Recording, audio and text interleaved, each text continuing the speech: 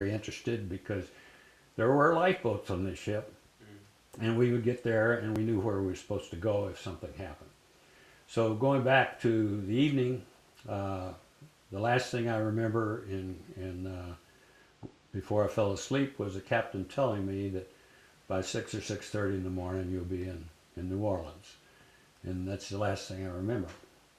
Uh, Later in the night, this is actually it was 2 o'clock in the morning, May the 19th, 1942. Tremendous, I felt, was movement. It was really an explosion. Uh, and I thought as a young boy, dreaming that it was, we were bumping against the dock in New Orleans. So I was kind of thrilled with that. Little did I know, someone shook me, and I looked, and it's my father.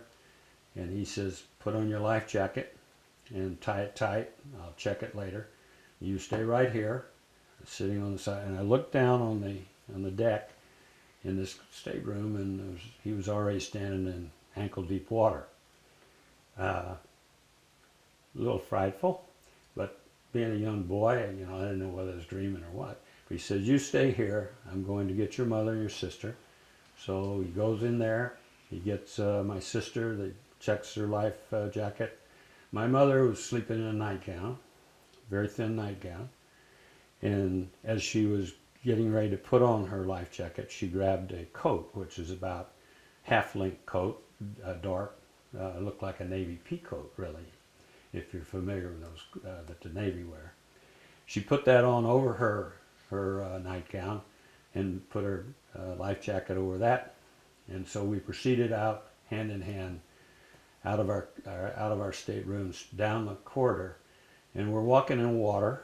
And by the time I see a person down at the end of the corridor, just before, there's a huge, beautiful mahogany stairwell that leads up to the main deck from where we were. And just before there, he was standing there with two flashlights, holding on to two rails, saying, "Don't come down here. The ship, there's no ship here, and the ship is sinking, so go up the stairs and go to the main deck." So I can remember my father squeezing my hand. He had me, my mother had Lucille, and I'd run up and down these stairs many, many times. And beautiful, ornate mahogany wood, just beautiful stairwell. As we went up the stairs to go out to the main deck, we went out to the left. As we went out onto the deck, and we're in water at this time, but the ship rolled and it washed us all apart. It washed my dad back down where he came from, probably not where he came from, but some other place.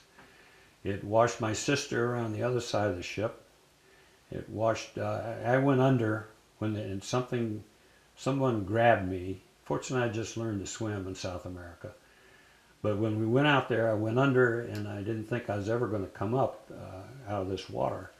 But when I did finally submerge, I could see an awful lot of light, but no one was around. As I was underwater, something grabbed my leg. Don't know, it may have been my mom, it could have been I don't think it was my dad, but it was somebody, and it scared the devil out of me. I thought it was a whale or a fish or a shark, and so I kicked whatever it was.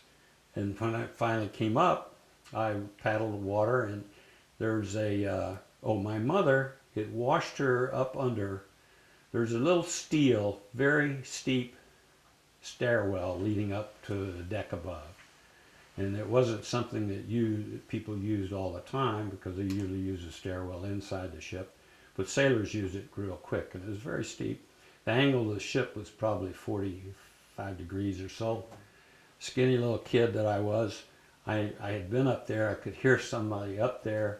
So trying to get up this ladder, this steel ladder, and I keep sliding back down because the gravity is just pulling me, and the water's swirling all around. Unbeknownst to me, the pressure of the water flowing through here, my mother was pinned against this steel stairwell.